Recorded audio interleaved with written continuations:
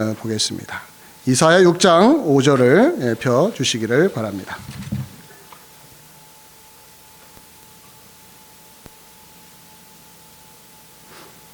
이사야 6장 5절 한 절만 같이 읽겠습니다. 시작. 그때에 내가 말하되 화로다 나여 망하게 되었도다. 나는 입술이 부정한 사람이요 나는 입술이 부정한 백성 중에 거주하면서 만군의 여호와이신 왕을 배웠음이로다 하였더라. 아멘. 잠깐 기도합니다. 고마우신 하나님, 하나님의 은혜와 사랑을 간구하며 이 자리에 왔습니다. 일주일 동안의 삶을 후회한들 어찌하겠습니까? 지나간 것입니다. 오늘 이 시간 예배 시간에 앞을 내다보게 하여 주시옵소서. 주님이 주시는 은혜를 사모하며 이 시간 간절히 주님만 바라보게 하여 주시옵소서. 예수 그리스도의 이름으로 기도하옵나이다. 아멘. 저는 오늘 설교를 소명 이야기로 시작을 해보겠습니다. Calling, God's calling, 하나님의 부르심, 소명 이야기인데 우선 저에 대한 소명 이야기, 제가 갖고 있는 소명 이야기로 오늘 설교를 시작을 해보겠습니다. 저는 고등학교 2학년 시작하자마자부터 교회를 출석을 했습니다. 제 기억으로 그 뒤로 저는 주일날 특별한 사정이 아니면은 빠지지 않았던 것 같습니다. 그 고2 그 여름 수련회 때 참석을 했는데 그 자리에서 기도하는 시간에 제 기억으로 밤 10시였던 것 같아요. 중고등학생들이 다 모여서 기도하는데 그때 신앙의 체험을 제가 했습니다.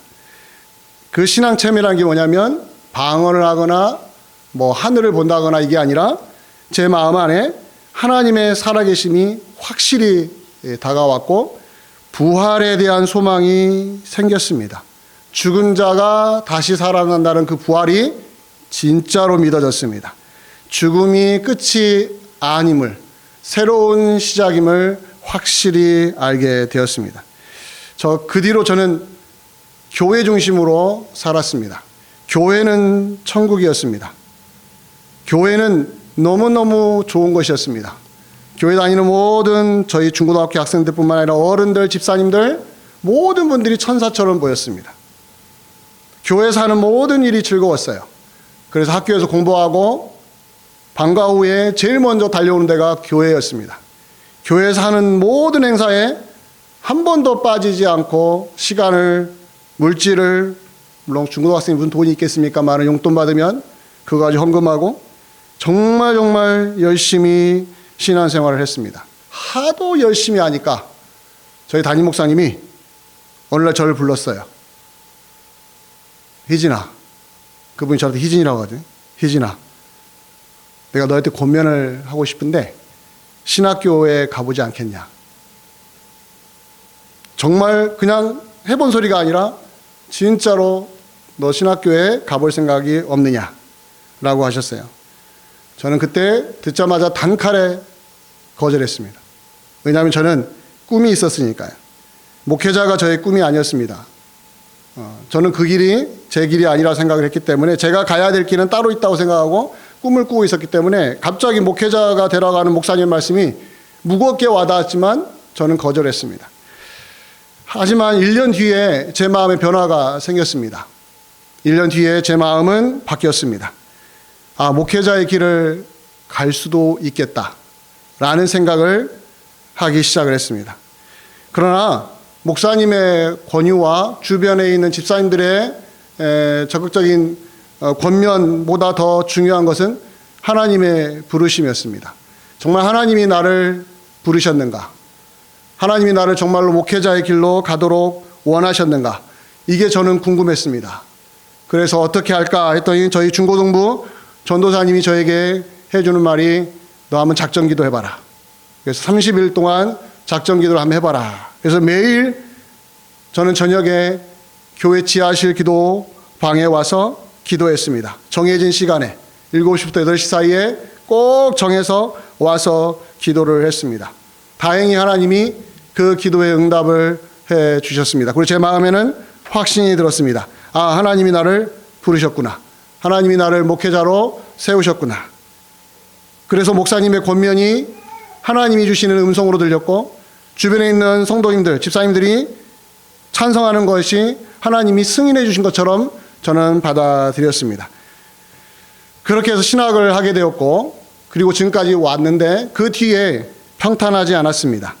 목회의 길이 결코 평탄하지 않았습니다. 힘들 때마다 제 마음을 붙들고 있었던 건 뭐였냐면 하나님의 부르심이었습니다. 하나님이 부르셨다는 거 하나로 모든 걸 이겨내야 했습니다. 그리고 그것이 진짜였습니다.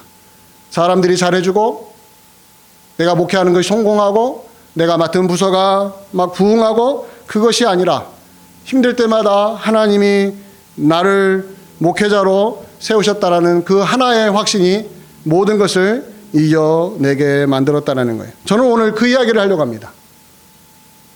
소명의식에 대한 설교를 저는 준비를 했습니다. 소명의식. 하나님이 나를 부르셨습니다라는 소명의식이 모든 성도에게 있거든요. 특별한 성도에게만 주지 않습니다. 모든 성도에게 하나님의 부르심이 있습니다.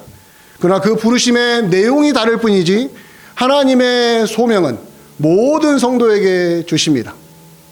그 소명의식이라는 것은 하나님의 부르심이고 하나님이 부르셨기 때문에 여러분들이 그리스도인이 된 것입니다. 하나님이 부르셨으니까 여러분들이 교회를 다니는 것입니다.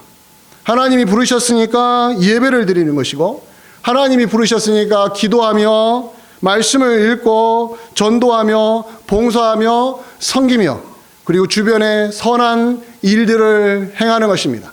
오직 이유는 하나입니다. 하나님이 부르셨으니까. 하나님이 부르셨으니까. 이 부분에서 명확하지 않으면 소명의식은 없는 것입니다. 안타까운 것은 이 분명한 하나님의 부르심이 교회 안에서 성도님들의 의식 속에서 점점 흐려지고 있다는 것입니다. 흐려지는 정도가 아니라 사라지고 있습니다. 마치 깨끗이 없어진 것처럼 머릿속에 소명의식이 아예 자리 잡지 못하는 성도님들을 많이 보기 시작을 합니다. 저는 궁금했습니다.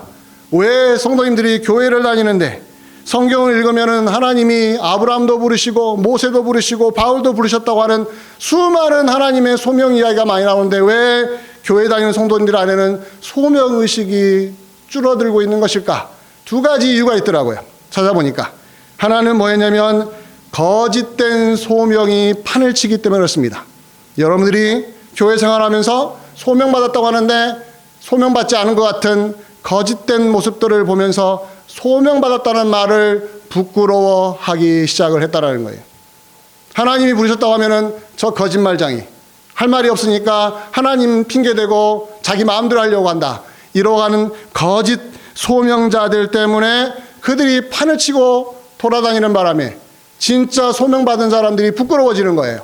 그래서 하나님이 부르셔서 여기에 왔습니다. 하나님이 부르셔서 이 일을 하게 되었습니다. 말을 창피하게 만들어 버렸습니다. 하나의 예를 든다면 사기치고 감옥에 갔던 사람이 어느 날 감옥에서 하나님이 부르셨다고 혼자 확신하면서 출소하자마자 신학교 같지도 않은 신학교에 갔다가 거기서 2년만 신학을 하고는 나와가지고 목사 안수를 받고 간증하고 돌아다니는 것입니다.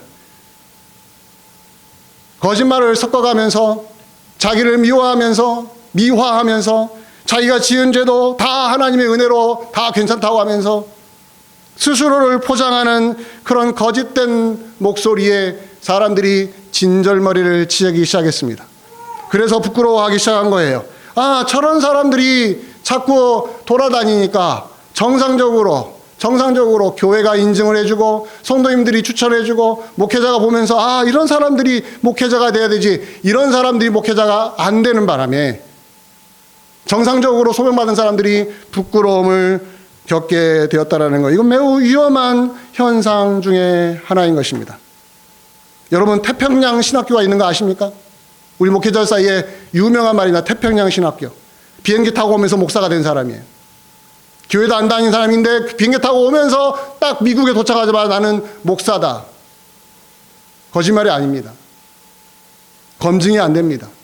저는 달라스에서 거짓된 학위증명서를 만들고 거짓된 목사증을 만들어서 말을 잘하니까 사람들이 그 화술에 막 환호성을 지르는데 빈 껍데기인 목회자를 저는 알고 있습니다.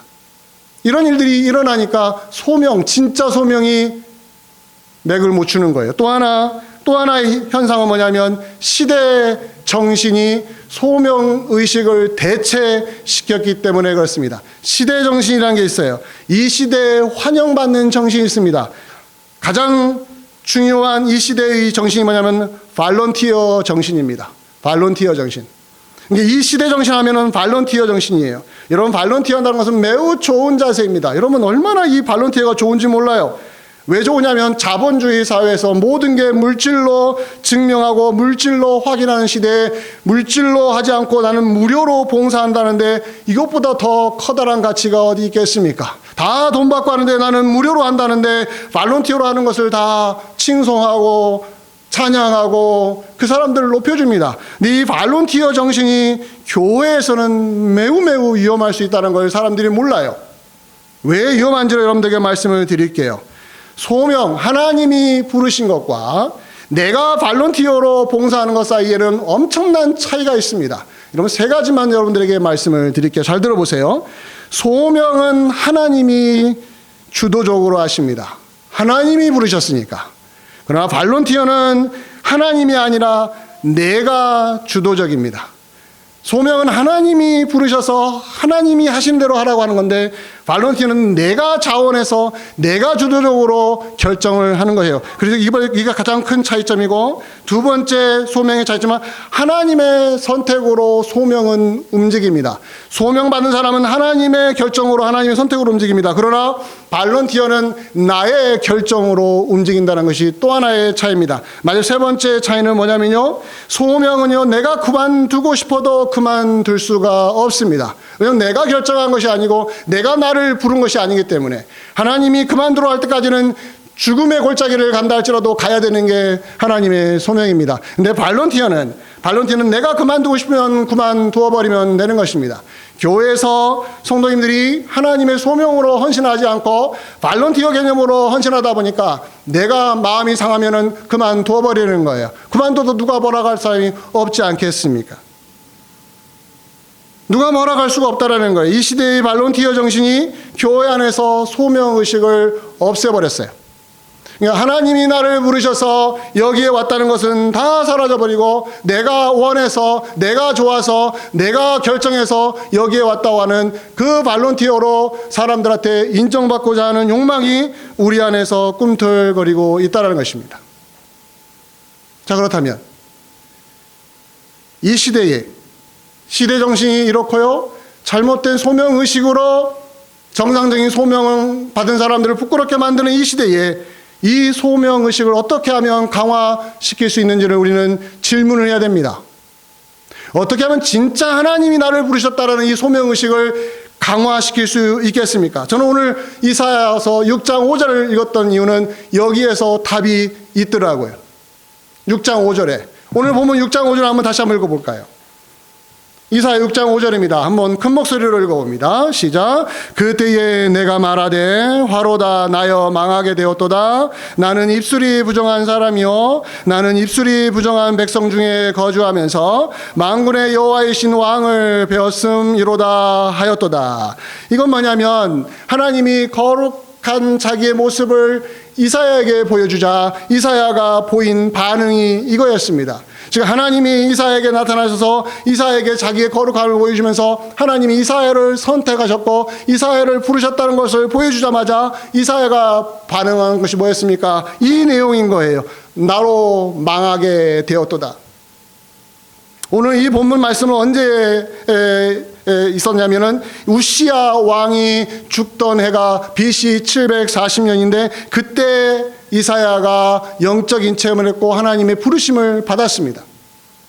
선지자로 부르심을 받았습니다. 그가 영적인 눈을 떴습니다. 하늘의 광경을 봤습니다. 그 광경 안에는 뭐가 있냐면 하나님의 거하시는 하늘 보좌에 앉으신 주님을 본 것입니다. 그리고 그 주변에 있는 스랍들은 천사들인데 천사들이 서서 그 왕이신 보좌 앞에 앉아계신 하나님을 보면서 이렇게 찬양합니다. 거룩하다 거룩하다 거룩하다 만군의 여호와여, 그의 영광이 온 땅에 충만하도다.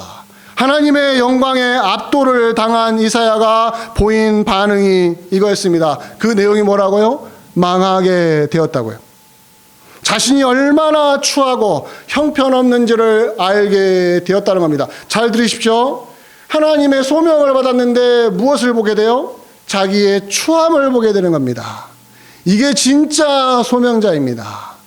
하나님의 소명을 받았는데 자기 자랑을 해요? 그건 거짓말입니다. 하나님의 소명을 받았는데 자기 마음대로 시작하고 자기 마음대로 그만둬요? 그건 거짓 소명입니다. 하나님의 소명을 받았는데 내가 얼마나 잘났고 내가 얼마나 똑똑한지를 자꾸 내세워요? 자기의 기술과 자기 능력을 자꾸 내세워요? 그것은 거짓 소명을 받은 것입니다. 왜냐하면 하나님의 소명을 받은 모든 성도들 보면 전부 다 이렇게 출발합니다. 내가 얼마나 추하고 형편없고 자격이 없는 사람인가. 저는 이 말씀을 묵상하면서 신약 성경의 한 장면이 떠올랐습니다. 누가복음 5장에 나오는 베드로가 회심했던 사건입니다. 마태복음, 마가복음과 다르게 누가복음에서는 베드로의 회심 장면을 아주 상세하게 기록했는데 그 내용이 사뭇 다릅니다.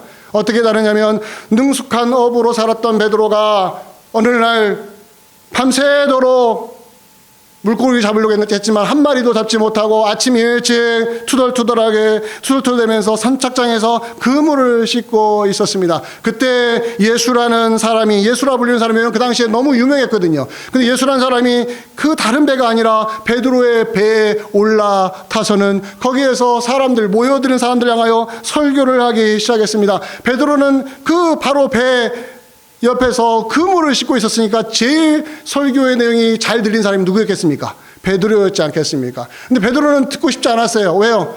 밤새도록 피곤했고요. 물고기 한 마리도 못 잡았으니까 마음이 이미 힘들었습니다. 힘든 마음으로 오늘날로 말하면 이 예배당에 와서 예배를 드리는 것 똑같은 거지요. 근데 말씀이 들려지면 어떻습니까? 피곤한 육체로 말씀을 들으면 여러분 어떻습니까? 자연적 현상이 일어나잖아요. 졸지 않겠습니까? 피곤하니까 딴 생각하지 않겠습니까? 그런데 이상하게 귀에 들리기 시작하는 거예요. 몸은 지쳐 있는데 마음은 상처로 실망으로 괴로운데 이상하게 말씀이 자꾸 들어와요. 들어오는데 그 예수님이 대중을 향하여 설교하다가 갑자기 베드로에게 주목을 합니다. 베드로에게 하는 말이, 베드로야, 깊은 데로 가서 거기에 들어가서 그물을 던지라고. 베드로가 뭐라고 말합니까? 우리가, 자기를 포함해서 우리들이 밤새도록 수고했지만 한 마리도 잡지 못했으니 오늘은 물고기 잡는 날이 아닙니다. 이렇게 끝났으면 끝났을 텐데 그 다음에 뭐라고 합니까? 그러나라고 합니다. 그러나. 여러분, 신앙이라는 게 그런 거예요. 그러나. 앞에서는 내 경험으로 내 실력으로 내가 뭔가 해봤더니 안 됐더라, 그러고 끝내는 게 아니라 그러나 말씀에 의지하여. 이 말씀이 뭡니까? 방금 전에 예수님이 설교하는 내용이 자꾸 귀에 들렸단 말이에요. 이 사람은 보통 사람이 아니구나, 잘 모르겠지만 이 사람은 이상한 사람이다, 뭔가 특별한 사람이다, 근데 이 사람이 나에게 명령한단 말이에요. 그러니까 그 순간에 마음이 돌아섰습니다. 어떻게 해요? 말씀을 의지하고 내가 한번 그물을 던져보겠습니다. 그물을 던지고 나서 무슨 일이 벌어졌죠? 밤새도록 자기 실력으로 자기의 경험으로 한 마리도 잡지 못했던 물고기가 그물에 가득히 찢어질 정도로 가득했습니다. 자, 그런데 여러분 잘 보십시오. 그 내용에서 제일 중요한 것은 그 다음 장면인 거예요. 어마어마한 물고기를 잡은 다음에 베드로가 취한 행동이 뭐였냐면은 그 즉시 그는 물고기 앞에서 그 많이 잡히는 물고기를 보면서 숫자 세면서 오늘은 얼마 벌었다, 이걸 팔면은 얼마나 내가 이익이 되나, 이런 경제적인 관점으로 본 게 아니라 자기 영혼을 보기 시작했습니다. 그 순간에 자기 영혼이 자기 눈에 선명하게 드러난 거예요. 여러분 보십시오. 어떤 사건을 만났을 때요, 물질주의적인 사고방식을 가진 사람은요, 동계산부터 합니다. 그러나 진짜 영혼이 열린 사람은 어디부터 봐요? 자기 영혼부터 보는 거예요. 자기 영혼부터. 예수님 앞에 자기 영혼이 비춰진 거예요. 그러니까 예수님 앞에 무릎을 딱 꿇습니다. 예수의 무릎에 딱 꿇고는 하는 말이 뭔지 아십니까, 여러분들? 주여 나를 떠나소서. 그 다음이 중요합니다. 왜 떠나냐고요? 나는 죄인입니다. 왜 그 맥락에서 자기가 죄인이라고 고백합니까? 이게 하나님의 역사 아닙니까? 교회라는 게 그런 거 아닌가요? 아무 기대감 없이 교회에 왔지만, 예배당에 왔지만 어느 순간에 그 말씀이 들려지면서 그 말씀이 내 마음에 파고들면서 하나님 앞에 자기 자신을 세우고 하나님 앞에 서 있는 자기가 얼마나 더럽고 추한지를 보게 되는 역사가 이루어지는 장소가 어디입니까? 말씀이 선포되는 예배의 시간 아니겠습니까? 베드로가 이 경험을 한 거예요. 여러분 실망하지 마세요. 오늘 말씀이 하나도 안 들려요. 그 말씀이 무슨 소리인지 모르겠어요. 괜찮습니다. 이 자리에 오십시오. 참석하십시오. 하나님이 어느 순간 여러분의 영혼을 두드리시고 마음의 문을 여시고 하나님 앞에 여러분의 영혼을 보게 하십니다. 그리고는 말하게 합니다. 나는 죄인이라고. 나는 주님 앞에 설 수 없는 사람이라고. 그렇다면 여러분, 베드로의 이 소명과 이사야가 나는 망하게 되었다고 하는 그 이사야의 고백과 딱 일치되는 게 뭡니까? 소명의식을 강화시키려면 우리에게 뭐가 필요합니까? 죄의식이 있어야 합니다.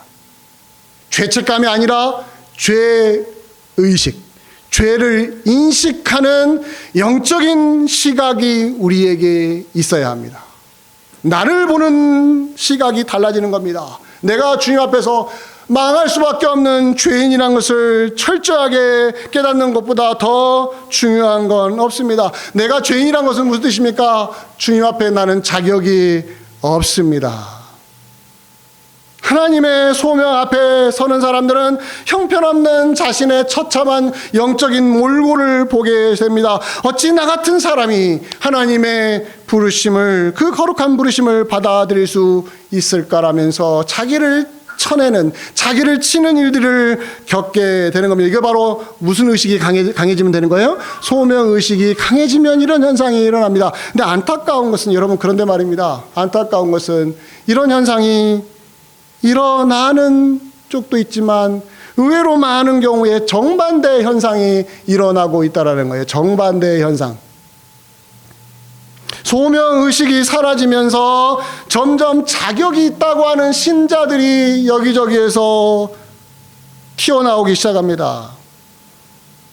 소명의식이 강해지고 은혜를 받았을 때는 자격이 없다고 하는 성도가 어느 순간 은혜를 받지 못하고 습관처럼 예배를 드리다가 어느 순간 내가 자격이 있는 사람이 아닌가라는 착각에 빠지기 시작하는 거예요. 소명의식이 사라지니까 그러는 거예요. 소명의식이 사라지면, 하나님이 나를 부르셔서 내가 여기서 봉사한다고 생각하지 않으면 자기 이름을 내세우기 시작하고요, 자기의 얼굴 평판을 중요시 여기고요, 자기 자존심을 높이는 일에 마음을 빼앗기기 시작을 합니다. 그래서 자기 이름을 내세우고 자기 평판을 중요시 여기고 자기 자존심을 높이는 일에 만약 피해가 생긴다면, 그런 일이 아니라면 손을 떼버립니다.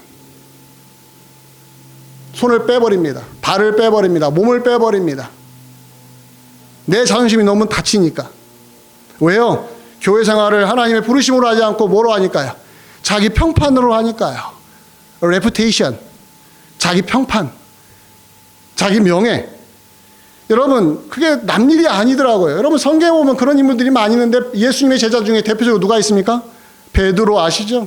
베드로가 아까 방금 전에 누가복음 5장에서는 주여 나를 떠나소서 나는 죄인입니다 했던 그가, 여러분, 마태복음 19장, 이제 예수님을 3년 동안 따라다닌 다음에 마지막 지점에 왔을 때 그 베드로가 뭐라고 한 줄 알아요? 마태복음 19장 27절을 한번 같이 볼게요. 마태복음 19장 27절. 다시 한번 읽어볼까요? 시작. 이에 베드로가 대답하여 이르되 보소서, 우리가 모든 것을 버리고 주를 따라 싸운데 그런즉 우리가 무엇을 얻으리까? 자 보세요. 우리가 모든 걸 버리고 주를 따랐다는 것은 누구의 소명이 있었으니까요? 하나님이 나를 부르셨으니까, 예수님이 나를 부르셨으니까 주여 나는 죄인입니다, 나를 떠나소서 했는데 나를 선택하셨어요. 그러니까 3년 반 동안 오직 주님만 바라보고 모든 걸 뒤로하고 버렸습니다. 이거 사실입니다. 자, 그런데 지금은요, 그동안 주를 위하여 생활했던 모든 것들이 중요한 것이 아니라 지금은요, 이제는요, 그런즉이라는 단어가 중요합니다. 그런즉. 따라서 지금 여기에서 우리가 무엇을 얻을 수 있겠습니까? 바뀌어버렸습니다. 하나님의 소명으로 예수님이 나를 부르셔서 그동안에 헌신했던 내 마음에 변화가 일어났던 겁니다. 이제는 내 이름이 중요했고, 나의 평판이 중요했으며, 나의 의견이 중요했고, 내가 하고 있는 일이 제일 중요하다 보니까 이제는 보상을 해달라는 거예요. 성도님들이 하나님의 소명의식에 투철해지면 보상심리가 없어집니다. 그러나 하나님의 소명의식이 줄어들기 시작하면 보상심리가 나타나기 시작합니다. 내가 주를 위해 이렇게 헌신했는데 내가 얻을 것이 무엇이냐고 말을 하기 시작을 합니다. 제가 앞에서 여러분 시대정신이 뭐라 했습니까? 발론티어 정신이라고 했잖아요.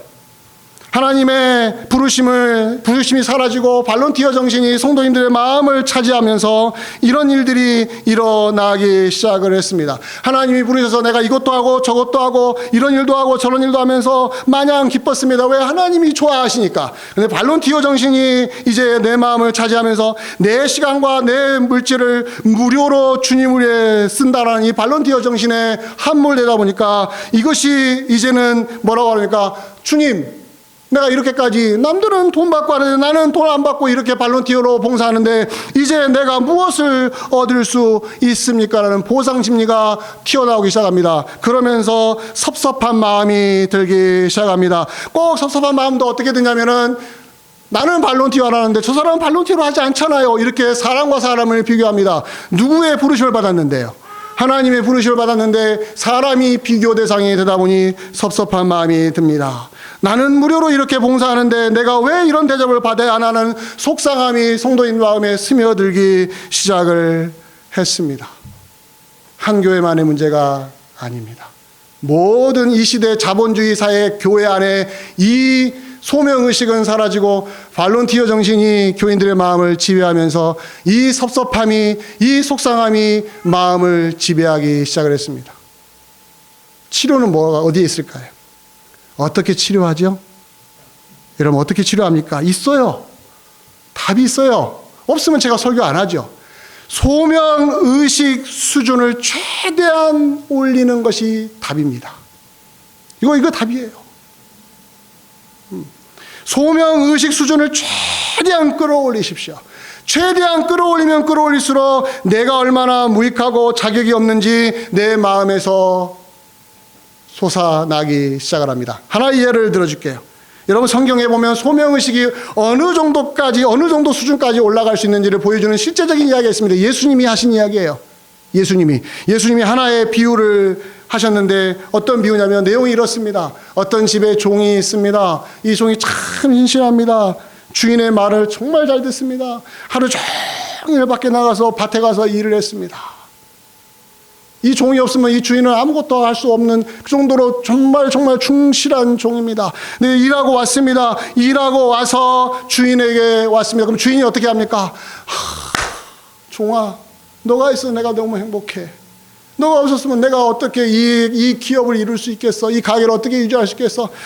너무너무 오늘 고생 많이 했어. 이제부터 넌 쉬어. 내가 너에게 밥도 주고 내가 너에게 식사도 준비해주고 그렇게 할게. 아니었습니다. 예수님이 비유하기를 뭐라고 하십니까? 주인이 하는 말이 와 앉아서 이제 밥을 먹으라 라고 하지 않는다고 합니다. 그 대신 뭐라고 한지 알아요? 이렇게 말한다고 합니다. 내 먹을 것, 주인이 말합니다. 지금 내가 먹을 것을 지금 준비하라고 합니다. 뭐하고 온 사람에게요? 밖에서 하루 종일 일하고 온 종에게 하는 말이 지금 들어오자마자 하는 말이 내 먹을 걸 준비해서 띠를 띠고 내가 먹고 마시는 동안에 또 어떻게 하라고요? 옆에서 수종 들고 너는 그 후에 먹고 마시라고 합니다. 자, 이 이야기를 들었을 때 여러분들, 그 당시 종이 실제 있었던 시대에 이 말은요, 당연한 걸로 들렸어요. 그러나 이 시대, 우리 자유주의 시대에서는요, 이 말은요, 있을 수 없는 이야기로 들리지 않겠습니까? 어찌 이런 비인간적인 말이 있겠습니까? 종에게도 인격이 있는 건데요. 근데 예수님이 그 말씀하신 다음에 유명한 말을 하셨어요. 자, 누가복음 17장 10절을 한번 인용합니다. 이 비유의 마지막이 이렇게 끝납니다. 같이 한번 읽어볼까요? 시작. 이와 같이 너희도 명령받은 것을 다 행한 후에 이르기를 우리는 무익한 종이라 우리가 하여야 할 일을 한 것뿐이라 할지니라. 자, 종의 이야기를 누구에게 바로 적용을 해버렸어요? 제자들에게 적용해버린 겁니다. 그럼 제자들에게 적용이 된다면 누구에게 적용되는 겁니까? 교회에 적용이 됩니다. 그럼 교회에 적용이 된다면 교회 모든 신자에게 적용이 되는 겁니다. 우리는 무익한 종입니다. 뭐 하고 나서도요? 주인을 위하여 최선을 다하여 봉사하고 나서도 우리는 무익한 종입니다. 우리가 해야 할 일을 했을 뿐입니다. 이게 어디에서 나오는 겁니까? 인간적으로 접근하면은 이 말 안 나옵니다. 이 자본주의 사회 정신으로, 시대 정신, 발론티어 정신으로 하면 절대 나올 수가 없습니다. 뭐만이 나올 수 있습니까? 소명의식만이 이것을 해낼 수가 있습니다. 하나님이 나를 죄 가운데서 구원하셨으며 영원히 멸망받을 수밖에 없는 나를 위하여 죄가 없으신 예수님을 십자가에 내놓으시까지 나를 사랑하신 주님의 은혜, 이 소명의식이 내 가슴을 치고 내 영혼을 울리기 때문에 내가 주를 위하여 그렇게 헌신함에도 불구하고 하나님 이제 뭘 주실 거야라고 손을 내미는 것이 아니라 무익한 종입니다. 나는 해야 될 일을 했을 뿐이라면서 자기의 이름을 내걸지 않고 자기의 평판을 내세우지 않는 겸손한 종이 될 수 있다는 겁니다. 여러분, 이런 교회를 만들기 위해 예수님이 십자가에 죽으신 거 아니겠습니까? 누구 보라고요? 아닙니다. 사람이 인정을 받으라고요? 사람의 종이 되라고요? 아닙니다. 우리는 그리스도의 종입니다. 예수님이 여러분을 부르셔서 이 자리에 오게 하셨으며, 여러분을 부르셔서 여러분을 하여금 봉사의 일을 하게 하시며, 여러분을 부르셔서 주의 일을 하라고 섬기라고 지금 주님이 우리를 부르셨다라는 거예요. 이 소명의식에서 출발하지 않으면 사람과 사람을 비교하며 갈라치기 하며 누구를 폄훼하며 이런 일들이 교회 안에서 일어날 수가 있다라는 거예요. 마음이 아프죠. 교회 안에 나는 무익한 종이라는 말은 하는 성도는 없어지고, 나는 유익한 종이며, 나는 실력이 있는 종이며, 나는 주를 위해서 이만큼 했는데 저 사람은 하지도 않았는데 왜 나는 이 정도밖에 주지 않느냐라는 그런 아우성만 있는 성도를 길러내는 교회란다면 2,000명이 모인들, 3,000명 모인들 주님의 눈에는 어떻게 보이겠습니까? 여러분, 우리 교회 작다고 무시하지 마세요. 우리 교회 성도님들 정말 진국입니다. 정말 진국입니다. 저는 밖에 나가서 자랑합니다. 여러분, 숫자의 많고 적음의 문제가 아니라 한 영혼 한 영혼이 주님의 부르심에 어떻게 반응하고 있는지를 보시란 말이에요. 여러분 마음에 여러분 중에 한 명이라도 이 나는 무익한 종입니다, 내가 주를 위해 많은 걸 했어도 나는 무익한 종입니다라는 성도가 있다면 그 한 사람을 통해서 하나님이 위대한 일을 하고 계십니다. 여러분, 교회가 그렇게 속에서 움직이는 거예요.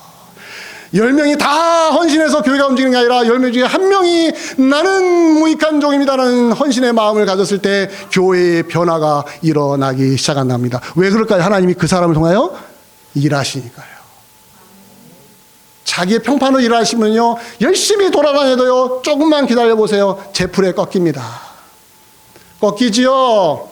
보라는 듯이 한 달 동안 열심히 합니다. 그러나 그 다음에는요, 자기 평판이 안 좋으니까, 마음이 상하니까 딱 끊어버리잖아요. 왜요? 비난하는 게 아닙니다. 내 마음에 뭐가 없는 거예요.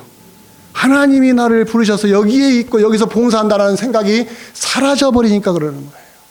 이유는 딱 그거 하나예요. 그러니 우리는요, 봉사하다가 끊어지면요, 말을 못하는 거예요. 말을 못하는 거예요. 말하지 않아도요, 하나님이 말하기 시작하십니다. 하나님이 움직이십니다. 그래서 봉사하는 사람을 또 세워주십니다.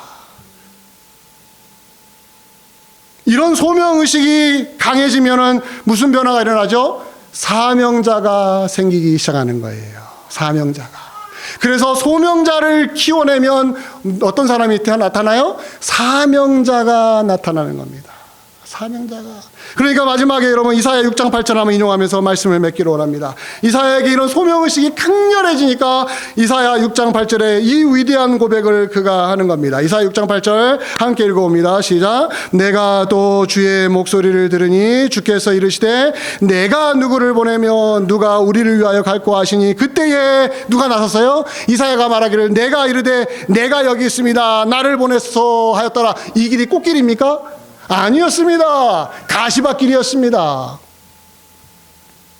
꽃길이었으면 이사야만 나오지 않았겠죠. 거짓 선지자들이 나와가지고 주여 내가 하겠습니다 하고 반방 떴을 거예요. 그런데요, 가시밭길이 아닌 걸 아니까 아무도 안 나섭니다. 근데 이사야가 말합니다. 내가 가겠습니다.